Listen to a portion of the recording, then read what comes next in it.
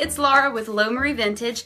Have you ever looked at a vintage dress or a blouse and thought to yourself, it's perfect, I love it, but I would look like a linebacker? Well, if you're not a fan of shoulder pads, just know that removing them is one of the easiest alterations you can make to a piece of clothing. I typically leave shoulder pads in place. For the items I repair and resell, I try to keep them as authentic as possible. And then in my personal collection, I just like the way shoulder pads look on my body, so I usually leave them as is. But I do have this robe from my personal collection, which has shoulder pads, and I don't need them in a robe.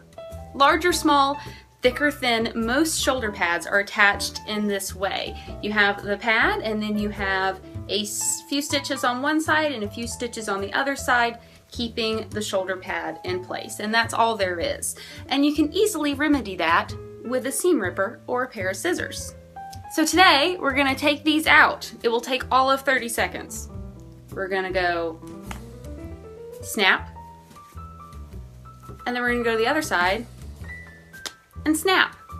Shoulder pads gone.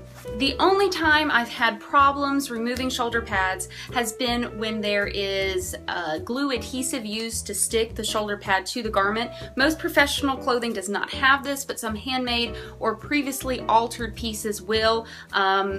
Usually there are good red flags if there's discoloration, which adhesive can turn color over time. If there's discoloration or if you see warping of the fabric near the shoulder pads, you know there's probably some kind of adhesive there, so I would avoid those.